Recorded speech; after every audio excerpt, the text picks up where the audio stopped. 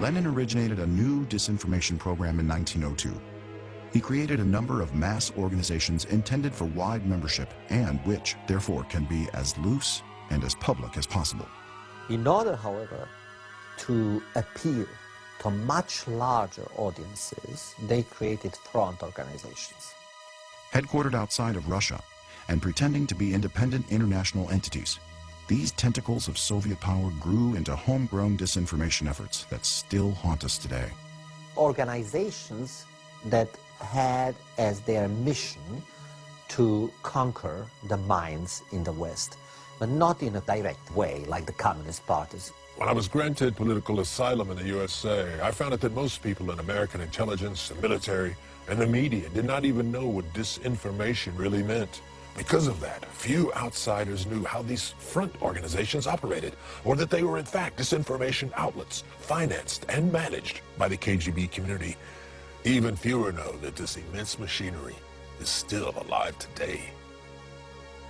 The smart leaders would not allow on their platforms people who would mess with the front group message. The long-term goal is to create a communist United States. But they wouldn't allow into their literature or on their platforms people calling for a communist United States because they want as broad, they want to suck in as broad a group as possible.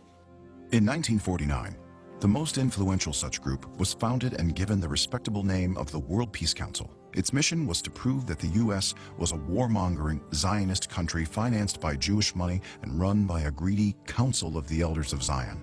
And one of the magnets to attract, via disinformation, supporters for these fronts was peace.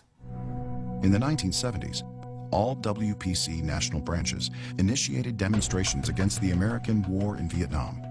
An international appeal in typically Soviet-style language issued by the World Peace Council called upon the people of the world to organize unprecedented mobilizations against American imperialism. The World Peace Council was a very big organization, and it seemed international. We knew it was a cover organization for the Soviet Union and part of their propaganda machine.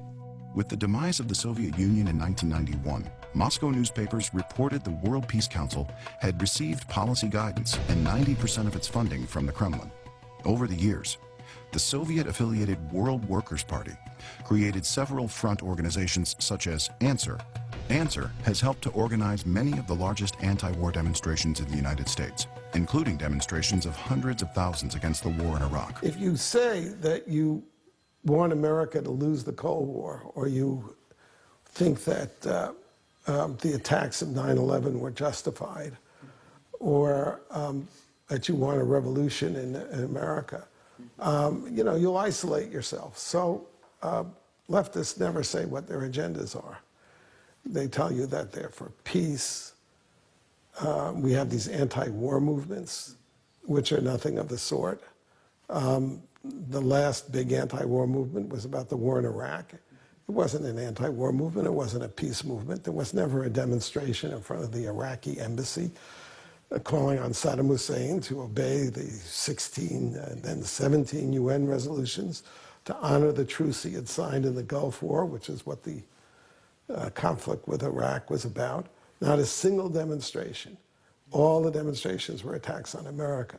The anti-war movement is the hate America left. That's what it is. And a lot of well-meaning people who are duped into thinking that this is really a peace demonstration.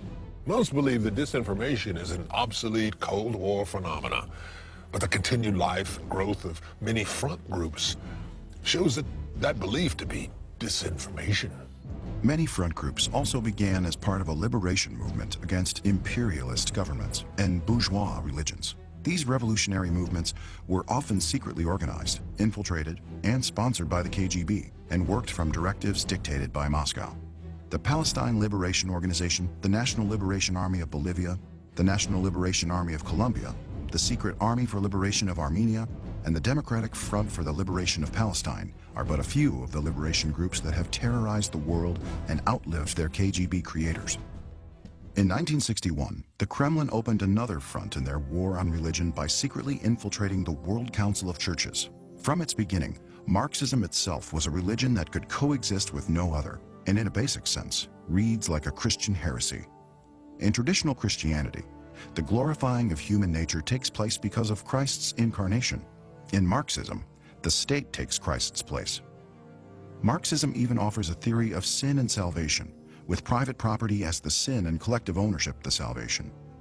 As such, the state becomes a church that dispenses grace. ACLU has done a lot of damage to this country. I think taking off the 10 Commandments out of every high school in America is horrible. I mean, I ask my people once in a while, tell me, is America better off today with Christianity in the corner, pushed down? Building on one small truth, that God cares about the poor, the Kremlin invented liberation theology, one of the greatest disinformation campaigns against Christianity. Liberation theology proposes to combine the teachings of Jesus with the teachings of Marx as a way of justifying violent revolution to overthrow capitalism, thus becoming a version of Christianity that seems to endorse socialism. By the late 1960s, the WCC had essentially abandoned traditional Christian beliefs and instead focused on political and economic liberation. The WCC and eventually the National Council of Churches came under the authority of the International Department of the Communist Party of the Soviet Union and received most of their funding from the Soviet Peace Fund.